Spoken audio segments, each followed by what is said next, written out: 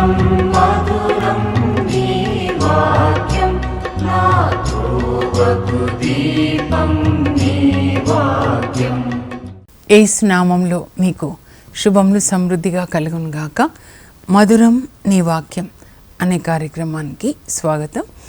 ఈరోజు మనం ఆగమన కాలం అనే అంశం రెండో భాగం ధ్యానించుకుందాం.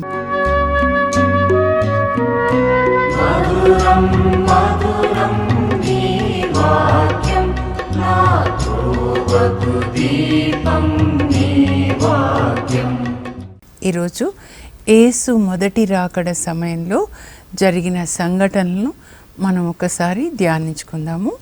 ఇందుకొరకు మనము లూకా సువార్త 1వ అధ్యాయము, తర్వాత మత్తయి 1, లూకా 2, మత్తయి 2 అండి ధ్యానించుకుందాం.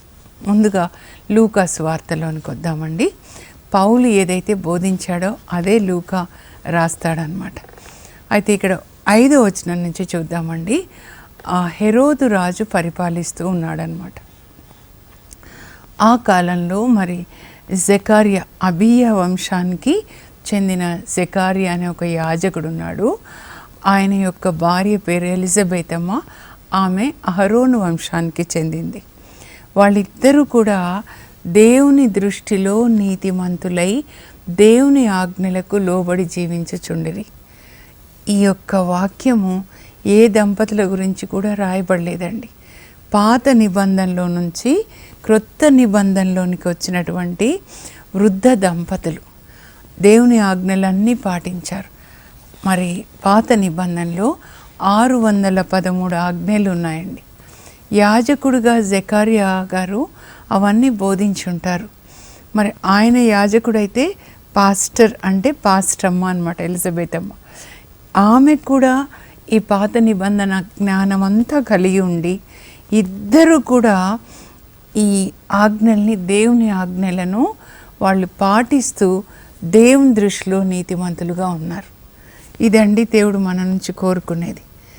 బయటది చూస్తారు లోకం కదా, బాహ్యంగా ఎలా ఉన్నామని, కానీ దేవుడు హృదయాన్ని చూస్తారు. అంతరంగంలో వాళ్ళు నీతిగా ఉన్నారన్నమాట. ఇద్దరు దేవుని సేవ చేస్తున్నారు, కానీ వాళ్ళకి సంతానం లేదండి. ఇంకా వృద్ధులైపోయినారు కూడా. అయినా కూడా వాళ్ళు దేవుని సేవను విడిచిపెట్టలేదు. ఈయన విషయంలో నాకేమేం నచ్చుతుంది అంటే, హన్నా భర్తని మనం చూస్తే ఎల్కానా పిల్లలు లేరని ఇంకొక భార్యను పెళ్లి చేసుకుంటాడు కదా, కానీ ఈయన అలా చేయలేదు. పిల్లలు లేరు అని చెప్పి ఎలిజబెతమ్మను విడిచిపెట్టలేదు. దేవుని సన్నిధిలో వాగ్దానం చేస్తారు. కష్టంలో, సుఖంలో, వ్యాధిలో, సౌఖ్యంలో నమ్మకంగా ఉంటాము ఒకరికొకరని ఆ వాగ్దానం ప్రకారం జీవిస్తున్నారండి. ఇంకా వాళ్ళకి పిల్లలు లేరు, వృద్ధులైపోయినారు, అయినా కూడా దేవుని సేవ చేస్తూ ఉన్నారు, నమ్మకంగా చేస్తూ ఉన్నారన్నమాట. ఇంకా దేవుడు ఆశీర్వదించే టైం వచ్చేసిందండి. క్రిస్మస్ అంటే శుభ సందేశంలో పండుగ. అందరికీ దేవుడు పరలోకం నుంచి ఒక్కొక్క గుడ్ న్యూస్ పంపిస్తారండి. మీరు దేని కొరకు ప్రార్థిస్తున్నారో అది దేవుని చిత్త ప్రకారంగా ఉంటే దాన్ని చేస్తారనమాట.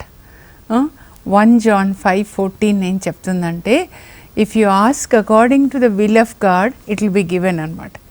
మీరు దేన్ని పొందుతారంటే దేవుని చిత్త ప్రకారం అడిగినప్పుడు. లూకా 6:13లో యేసు ప్రభు తన శిష్యులకి ప్రార్థన నేర్పించి ఏం చెప్తారంటే, మీరు తండ్రిని పరిశుద్ధాత్మ కొరకు అడగండి, అప్పుడు తండ్రి మీకు పరిశుద్ధాత్మని ఇస్తారు. నూతన నిబంధనలో అసలైన ఆశీర్వాదం పరిశుద్ధాత్మని కలిగి ఉండడమే. మన దేహం పరిశుద్ధాత్మ ఆలయంగా ఉండి యేసు ప్రభుకి సాక్షులుగా పరిశుద్ధంగా, నీతిగా, కరుణ కలిగి, క్షమ కలిగి జీవించడం అన్నమాట. రోమా 8:29లో పౌలు రాస్తాడనమాట. ఆయన మనల్ని ఎందుకు ఎన్నుకున్నారంటే, మనము తన కుమారుని సారూప్యంను పోలి జీవించటకు. ఎందుకు మనల్ని లోకం నుంచి వేరుపరిచారంటే యేసుక్రీస్తుని పోలి జీవించడానికి అన్నమాట. అది that's the purpose of God in choosing us to be his witness అన్నమాట. ఇంకా ఇలా చూడండి, అయితే యాజకులకండి ఇజ్రాయెల్ దేశంలో దావీదు చేసిన నియమం ప్రకారం ఇజ్రాయెల్ దేశంలో ఉన్న యాజకులందరికీ ఒక 6 నెలలు వాళ్ళ జీవిత కాలంలో యెరూషలేం దేవాలయంలో యాజకత్వం చేసే ఆ కృప వస్తుందన్నమాట. అందరూ వేచి ఉంటారు యెరూషలేం దేవాలయంలో యాజకత్వం చేయడానికి అన్నమాట. ఇప్పుడు జెకర్యాకి ఆ టైం వస్తుందన్నమాట. ఆయన యెరూషలేం దేవాలయంలో ధూపం వేస్తూ ఉన్నాడనమాట. దేవాలయం మీరు చూస్తే అండి 3 భాగాలుగా ఉంటుంది. ముందు భాగంని మరి ఔటర్ కోట్ అంటారండి, వెలుపలి ఆవరణ. రెండో భాగాన్ని పరిశుద్ధ స్థలం, అక్కడే ధూపం ఉంటుందన్నమాట. ఇటువైపు దీపస్తంభం ఉంటుంది, ఇటువైపు రొట్టెల నుంచి బల్ల. మూడో భాగాన్ని అతి పరిశుద్ధ స్థలం అంటారు. అక్కడ మందసం ఉంటుంది, అందులో 10 ఆజ్ఞలు, మన్నా, తర్వాత అహరోన్ కర్ర. ఆ టైంకి 10 ఆజ్ఞలు మాత్రమే ఉంటాయండి, అంటే సొలొమోన్ దేవాలయం కట్టించినప్పుడు. ఆ కరుణాపీఠం మీద దేవుని యొక్క సన్నిధి ఉంటుందన్నమాట. సో ఈ యాజకుడు ఆ పరిశుద్ధ స్థలంలో దేవుని సన్నిధిలో యాజకత్వం అంటే ధూపం వేస్తూ ఉన్నాడనమాట. ఆ టైంలో ఆయన కుడి ప్రక్కన అకస్మాత్తుగా దేవదూత ప్రత్యక్షమవుతారనమాట. గాబ్రియేల్ దూత ప్రత్యక్షమవుతారు. పాత నిబంధనలో గాబ్రియేల్ దూత ఒక్కసారి మనం చూస్తామండి, అంటే దానియేలుకి కనబడతారనమాట, ప్రత్యక్షమవుతారు. 2 సార్లు ప్రత్యక్షమవుతారు. అయితే అంటే ఒక్క వ్యక్తికే, దానియేలుకి మాత్రమే. కానీ ఇక్కడ నూతన నిబంధనలో ఇద్దరికి మనం చూస్తున్నాం. గాబ్రియేల్ దూత ఏంటంటే పరలోకం నుంచి దేవుని యొక్క సందేశాన్ని తీసుకొస్తాడు. అది కూడా శుభ సందేశాలు అన్నమాట. దేవుడు మీ అందరికీ దేవదూతల ద్వారా శుభ సందేశాన్ని అందించుదురుగాక, మీ దుఃఖాన్ని సంతోషంగా మార్చుదురుగాక.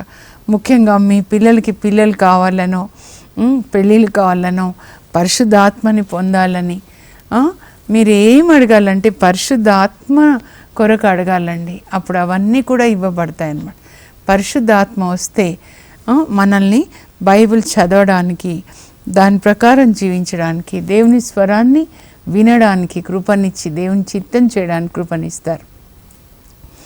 ఇప్పుడు జెకర్యా విన్నాడు, మరియ తల్లి వింటుంది అంటే వాళ్ళు ఆత్మ చెవులతోనే దేవుని యొక్క స్వరం, దేవుడు ఆత్మ కాబట్టి మన ఆత్మతోనే మాట్లాడతారనమాట. ఆత్మ చెవులతో వాళ్ళు వింటున్నారనమాట.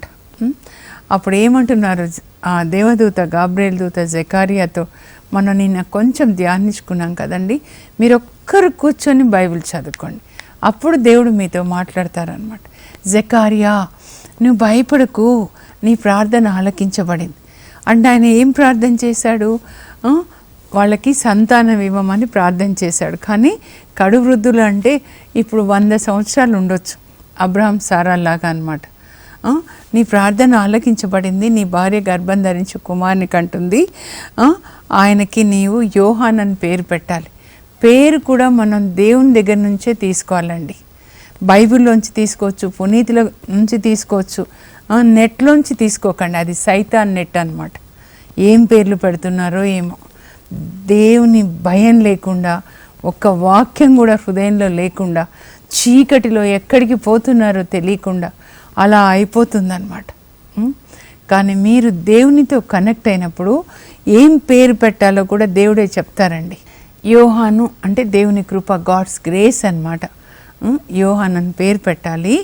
ఆయన దేవుని దృష్టిలో గొప్పవాడవుతాడు, అనేకులకు సంతోషకారణం అవుతాడు. బాబు పుట్టినప్పుడు నువ్వు ఆనందంతో ఉప్పొంగిపోతావు. ఏలియా ఆత్మని శక్తిని కలిగి ఉంటారు. పాత నిబంధనలో చాలా గొప్ప ప్రవక్త అండి, అంటే దైవజనుడు అన్నమాట. ఎవరు? ఏలియా. దేవుడు చెప్పినట్లుగా చేస్తాడు, దేవుని సందేశాన్ని ఇస్తాడు. ఆ తర్వాత బాలు ప్రవక్తల్ని సవాల్ చేసి మరి వాళ్ళని సంహరించి ఆయన ప్రార్థించినప్పుడు దేవుడు పరలోకం నుంచి అగ్నిని పంపిస్తారు. 1 రాజుల గ్రంథంలో 18లో అన్నమాట. అగ్నిని పంపించినప్పుడు అప్పుడు అందరూ ఇజ్రాయెల్ ప్రజలు ఆ బాలు దేవతల్ని ఆరాధించడం విడిచిపెట్టి దేవుని వైపు తిరుగుతారనమాట. గొప్ప ప్రవక్త. అలాంటి అభిషేకాన్ని నీ కొడుక్కి నేను ఇస్తానని చెప్తున్నారు. ఇవి అండి మనం అడగాల్సింది, ఈ లోక సంబంధమైనవి కాదు.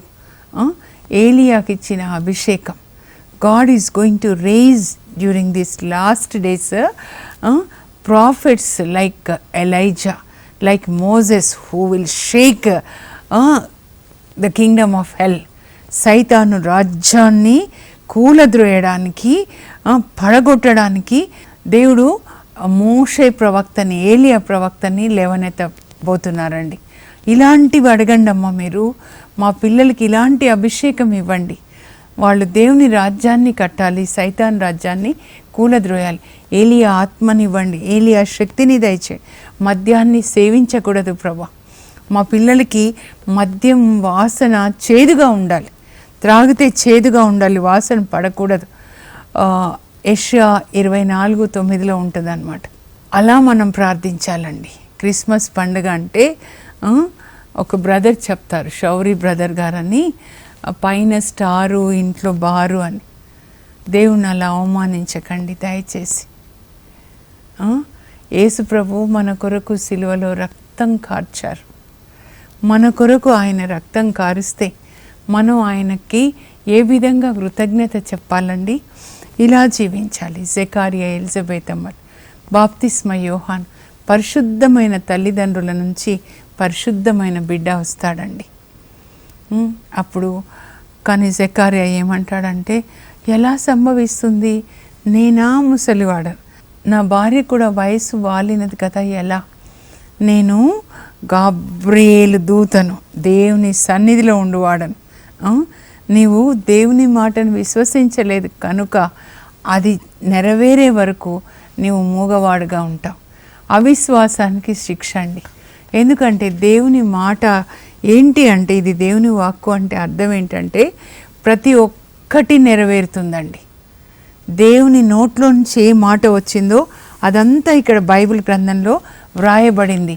ప్రతి ఒక్కటి నెరవేరుతుంది అన్నమాట. కనుక ఇప్పుడైనా కూర్చొని చదవండి. ఈ అవుట్ సైడ్ క్రిస్మస్ అంతా ఆపేసేయండి. ఈ సంవత్సరం ఆపేసి కూర్చొని మీరు బైబిల్ గ్రంథాన్ని చదివి, వాళ్ళు ఎట్లా యేసుప్రభుని లోకానికి తీసుకొని వచ్చారు, మనం కూడా అలాగే గర్భం ధరించాలి యేసుప్రభుని. దేవుని నోట్లో నుంచి వచ్చిన వాక్యం అన్నమాట యేసుప్రభు అంటే. ఆ వాక్యాన్ని మనం చదవాలి, ధ్యానించాలి, పాటించాలి అన్నమాట.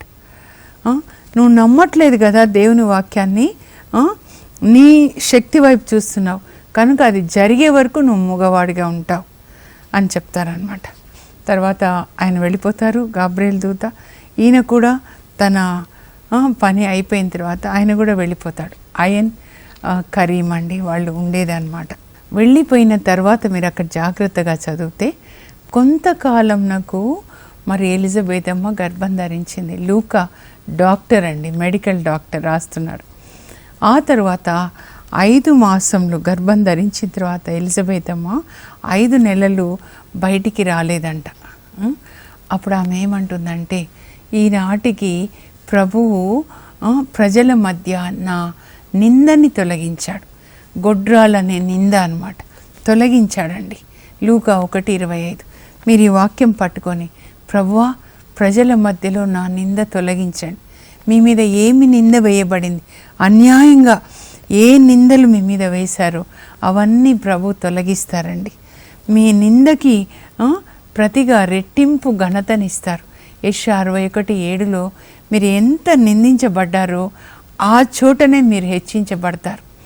ప్రభు ఇది మీకు నెరవేర్చును గాక. ఇప్పుడు 6వ మాసం వస్తుందండి. 6వ మాసం వచ్చినప్పుడు దేవుడు మరలా గాబ్రియేలు దూతని పంపిస్తున్నారు. ఈసారి ఎక్కడికి పంపిస్తున్నారంటే ఉత్తరాన నజరేత్ ఉంటుందండి. నజరేత్ మీరు మ్యాప్స్ బైబిల్ వెనకాల ఉన్నవి జెరాక్స్ చేసుకొని మ్యాప్ ప్రక్కన పెట్టుకొని మీరు చదువుకోండి. జెకారియాకి యెరూషలేం దేవాలయంలో ఉన్న యెరూషలేం దక్షిణాన ఉంటుందండి, మరి నజరేతు ఉత్తరాన ఉంటుందండి. ఇప్పుడు గాబ్రియేలు దూత మరి నజరేతులో యోసేపునకు ప్రదానం చేయబడిన మరియమ్మ యొద్దకు పంపబడతారనమాట. అప్పుడు మరియ తల్లి కూడా అంటే కన్యక, ఆమె కన్యక అండి మరియమ్మ, అందుకే మరియమ్మ అనమాట. అప్పుడు భయపడొద్దు అని. ఎప్పుడైనా దేవదూతను చూస్తే సడన్గా భయం కదా, కానీ దేవదూతల భాష ఏంటంటే భయపడవద్దు అని మొదలు పెడతారండి. భయపడొద్దు. దాదాపు 300 సార్లు మరి బైబిల్ గ్రంథంలో దేవదూతల్ని మనం చూస్తాము. దేవదూతల్ని దేవుడు మనకి సాయం చేయడానికి పంపిస్తారు. అందుకే మీరు ప్రతిరోజు అడగాలి, దేవదూతల్ని మాకు తోడుగా ఉంచండి. నిద్రించినప్పుడు, ప్రయాణం చేసేటప్పుడు కానీ ప్రతి విషయంలో దేవదూతల ద్వారా మనకి పనులు జరుగుతాయి. పేతురు చెరసాల్లో ఉన్నప్పుడు దేవదూత ద్వారా విడుదల. మన పిల్లలు కూడా ఏదో సైతాన్ పట్టుకొని ఉంటే, త్రాగుడు కావచ్చు, సినిమాలు, లేకపోతే ఈ సెల్ ఫోను, ఇట్లాంటి సైతాను కట్లు గొలుసులు తెగగొట్టడానికి దేవుడు తన దూతను పంపించాలి. అపోస్తల కార్యాలు 12:7 ఉంటుందన్నమాట. దేవదూతల ద్వారా ఇది సాధ్యమవుతుందన్నమాట. అప్పుడు ఆ దేవదూత అంటారు, అనుగ్రహ పరిపూర్ణురాలా నీకు శుభం. ఇంగ్లీష్లో నాకు చాలా ఇష్టం అండి. Most highly favoured by God, greetings to you. మీ పిల్లలకి అలా చదువుకోండి, నేను అలాగే బ్లెస్ చేస్తానన్నమాట. My daughter, so you are most highly favoured by God. Most highly favoured by God. మీ అందరూ కూడా most highly favoured by God. దేవుని యొక్క కృప మీ మీద అత్యధికముగా ఉండును గాక. ఈ మాసం అంతా కూడా దేవుడు మీ జీవితాల్లో అద్భుతాలు చేయుదురుగాక. గాబ్రియేల్ దూతను మీ ఇంటికి పంపించుదురుగాక. మీకు ప్రతిరోజు ఒక శుభ సందేశాన్ని ఆయన అందించుదురుగాక.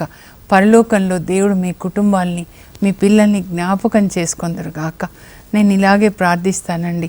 అందుకే మీకు చెప్తున్నాను, దేవదూతలు మన ఇంటికి రావాలి, ఒక గుడ్ న్యూస్ తీసుకొని రావాలి. ఇంకా ఏంటి అని అలా చూస్తుంటే, ఇదిగో ప్రభువు నీతో ఉన్నారు అంటే ఆ వాక్యం అన్నమాట. పరలోక తండ్రి నోట్లోంచి వస్తుంది, ప్రభువు నీతో ఉన్నారు. ఆ వాక్యము గాబ్రియేల్ దూత తీసుకొని వచ్చి మరియ తల్లికి చెప్తున్నారనమాట. ప్రభువు నీతో ఉన్నారు అంటే ఆ వాక్యము ఆమె రిసీవ్ చేసుకుంటున్నారనమాట. ప్రభువు నీతో ఉన్నారు, నీవు గర్భం ధరించి కుమారుని కంటావు, ఆయనకి యేసు అని పేరు పెట్టాలి. మరి పరలోక తండ్రి దావీదు సింహాసనాన్ని నీ కుమారుడికి ఇస్తాడు, ఆయన యాకోబు వంశీయులను పరిపాలిస్తాడు, ఆయన రాజ్యం నాకు అంతమే ఉండదు. ఆ వాక్యం తను స్వీకరించారనమాట. అయితే ఇప్పుడు ఏమంటున్నారు, మరియ తల్లి ఏమంటున్నారంటే, నేను కన్యక కదా, పురుషుని ఎరుగను, ఎలా ఇది సాధ్యమవుతుంది అంటే, ఆమె ఇప్పుడు ఎలా అడుగుతున్నారంటే అవిశ్వాసం కాదు కానీ తెలుసుకోవాలని అనమాట. Zeal to know the mystery. అప్పుడు పరిశుద్ధ ఆత్మ నీ పైకి వేయించేసి వస్తుందమ్మా, మహోన్నతుని శక్తి నిన్ను కమ్ముకుంటుంది, కనుక పుట్టబోయే ఆ పవిత్ర శిశువు యేసు అని పిలువబడతాడు. పరిశుద్ధాత్మ ఏ తల్లి మీదకి వస్తుందో, పరిశుద్ధాత్మ కమ్ముకున్నప్పుడు పరిశుద్ధాత్మ గర్భంలో ఉన్న బిడ్డని పరిశుద్ధంగా తయారు చేస్తారండి. మనం కూడా తల్లులు తండ్రులు వివాహానికి ముందు పరిశుద్ధంగా వివాహ అంతస్తులోకి అడుగు పెట్టాలి. అప్పుడు పరిశుద్ధ ఆత్మ అబ్బాయిని భర్తగా దేవాలయంలో, అమ్మాయిని భార్యగా అభిషేకించి పడక మీద ఇద్దరిని ఏక ఆత్మగా ఏక శరీరంగా చేస్తాడు. కనుక పుట్టబోయే శిశువు పవిత్రంగా పుడతాడు, జకరియా ఎలిజబెత్ అమ్మ. కానీ మరియ తల్లి యేసు ప్రభు పుట్టుక ప్రత్యేకమైనదండి. కన్యక ఆమె, పరిశుద్ధాత్మ ప్రభావం వలన గర్భం ధరిస్తుంది. వాక్యము ఆ తల్లి రిసీవ్ చేసుకున్నారు, తర్వాత పరిశుద్ధాత్మ. సో వాక్యము ఆత్మ రెండు కూడా ఆమె గర్భంలో యేసు ప్రభువుగా రూపుదిద్దుకుంటున్నాయి. యేసు ప్రభు తండ్రి నోటి నుంచి వచ్చిన వాక్యం. మనం కూడా యేసు ప్రభు లోపలికి వెళ్ళాలంటే ఈ వాక్యం లోపలికి వెళ్ళాలండి. యేసు ప్రభు ఈ లోకంలో ఉన్నప్పుడు స్వస్థతలు చేశాడు కదా. పేతురు అత్తను తాకి, కుష్ఠరోగిని తాకి, పక్షవాత రోగి పాపాలు మన్నించి. మీకు కూడా స్వస్థత కావాలంటే వాక్యం లోపలికి వెళ్ళాలండి. మీరు వాక్యాన్ని చదవాలి, దాన్ని పాటించాలన్నమాట. ఎందుకంటే ఆయన తన వాక్యాన్ని పంపి స్వస్థత చేశాడని కీర్తన 107:20 ఉంటుందన్నమాట. నా కోసం ప్రార్థించండి, ఎవరినోనో అడుగుతారు. మీరు వాక్యాన్ని చదవండి, పాటించండి, అప్పుడు యేసు ప్రభువే స్వస్థత ఇస్తారు. ఎలా మరియ తల్లి గర్భం ధరించారంటే పరలోక తండ్రి నోటిలో నుంచి వచ్చిన వాక్యము గాబ్రియేలు దూత ద్వారా ఆ తల్లి విన్నారు. ఆ తర్వాత పరిశుద్ధాత్మని పొందారు. కలీమతుల్లాహి రుహుల్లాహి ఈసల్ మసీ అంటారంటే కలీమతుల్లాహి అంటే వర్డ్ ఆఫ్ గాడ్, వాక్యం. రుహుల్లాహి రువా అంటే శ్వాస, పరిశుద్ధ కలిసి వాక్యము ఆత్మ కలిసి ఆ తల్లి గర్భంలో యేసు ప్రభువుగా రూపుదిద్దుకున్నారన్నమాట. సో ఇది మనందరికీ ఒక సందేశం అండి. అంతరంగంలోనికి దేవుని వాక్యం వెళ్ళాలి, అంతరంగంలోనికి పరిశుద్ధాత్మ మన ఆత్మలోనికి వెళ్ళాలి. అక్కడ జరిగే క్రియ అన్నమాట క్రిస్మస్ అంటే, అంతరంగంలో జరిగే క్రియ. ఇంకా గాబ్రియల్ దూత ఏమంటారంటే, అమ్మా దేవునికి అసాధ్యమైంది ఏది లేదమ్మా, చూడు మీ చుట్టమున్నారు మీ బంధు ఎలిజబెత్ అమ్మ ఇప్పుడు గర్భం ధరించి 6వ మాసం. అప్పుడు ఆ తల్లి దేవుని మాటని నమ్ముతారండి, నమ్మి తనని సమర్పించుకుంటారు దేవుని చిత్తానికి. నేను ప్రభు దాసురాలను, నీ మాట చొప్పున నాకు జరుగునుగాక. ఏ వాక్యమైతే తనకి ఇవ్వబడిందో దానికి నేను లోబడి దేవుని చిత్తాన్ని జరిగించి ఈ లోకంలో దేవుని రాజ్యాన్ని స్థాపిస్తాను. ఇది అండి దేవుడు మన నుంచి కోరుకునేది. ఏ వాక్యమైతే మనకి ఇవ్వబడిందో ఆ వాక్యాన్ని మనం స్వీకరించి దాన్ని జీవించినప్పుడు ఈ లోకంలో దేవుని రాజ్యాన్ని స్థాపిస్తామన్నమాట. హృదయ శుద్ధి గలవారు ధన్యులు, వారు దేవుని దర్శింతురు. మీ దేవుడు పరిశుద్ధుడైనట్లే మీరును పరిశుద్ధులై ఉండండి. మీ కన్నులు మీ దేహానికి దీపిక, పరిశుద్ధంగా ఉండాలి. మీ నాలుక పరిశుద్ధంగా ఉండాలి. మీ దేహం దేవుని యొక్క ఆలయం. ఏ వాక్యమైతే మనకి ఇవ్వబడిందో దాని ప్రకారం మనం జీవించినప్పుడు అప్పుడు ఈ లోకంలో దేవుని చిత్తం జరుగుతుందండి. జకరియా, ఎలిజబెత్ అమ్మలు దేవుని చిత్తాన్ని జరిగించారు. మరి మరియ తల్లి, యోసేపులు వాళ్ళు కూడా దేవుని చిత్తాన్ని జరిగించారు. వీళ్ళ ద్వారా బాప్తిస్మ యోహాను లోకానికి అందించబడ్డాడు. ఆ తర్వాత మరి మరియ తల్లి ద్వారా లోకానికి యేసు ప్రభు అందించబడ్డాడు. అందుకే గలతీ 4:4 పౌలు రాస్తాడు, కాలము పరిపూర్ణమైనప్పుడు దేవుడు తన కుమారుని పంపించాడు. ఆయన ఒక స్త్రీ ద్వారా పుట్టారు. ఎంత గౌరవం అండి యేసు ప్రభు స్త్రీలకు ఇచ్చిన గౌరవం అన్నమాట. ఎంత గౌరవం, స్త్రీలను హెచ్చిస్తున్నారన్నమాట. మరియ తల్లి ఏ రోజైతే యేసు ప్రభు తల్లి అయిపోయినారో ఆ రోజు నుండి ఆ తల్లికి ఎంత గౌరవం. దేవుడు తన కుమారునికి ఒక శరీరం ఇవ్వాలి అనుకున్నప్పుడు ఈ పరిశుద్ధ మాత శరీరంలోంచి దేవుని కుమారునికి శరీరం, ఆ శరీరంతోనే ఆయన సిలువలో మరణించి లోకానికి రక్షణ ఇచ్చారు. అంటే ఒక్కొక్క కణము దేవుని యొక్క వాక్యంతో శుద్ధి చేయబడిందండి. నేను మీతో చెప్పిన మాటల వల్ల మీరు శుద్ధి చేయబడ్డారు. పరిశుద్ధ మాత, నిష్కలంక సుందరి ఈ లోకానికి యేసు ప్రభువుని అందించారు. ఆ తర్వాత గాబ్రియల్ దూత వెళ్ళిపోయిన తర్వాత తొందరగా తను మరి ఆ పర్వత ప్రాంతంలో ఉన్న నజరేతులో వీళ్ళు ఉన్నారు కదండి, ఇక్కడ వీళ్ళు కింద ఉంటారు, అయన్ కరీం అన్నమాట. నజరేతులో మరియ తల్లి అంటే ఉత్తరం, ఇక్కడ దక్షిణాన ఉన్నారు జకరియా, ఎలిజబెత్ అమ్మ. తొందరగా మరి వాళ్ళ అమ్మ నాన్న దగ్గర సెలవు తీసుకొని బట్టలు పెట్టుకొని సంచిలో పర్వత ప్రాంతంలో ఉన్న అయన్ కరీంకి వెళ్ళి జకరియా ఇంట్లో ప్రవేశించి వాళ్ళ అక్క ఎలిజబెత్ అమ్మకు శుభవచనాన్ని చెప్తుందంట. దేవుడు ఎంత గొప్ప దేవుడు అక్క, నువ్వెంత భాగ్యవంతురాలు అక్క, దేవుడు ఈ వయసులో నీ గర్భం తెరిచారు, ఆయన నిజంగా ఆశ్చర్యకరుడు.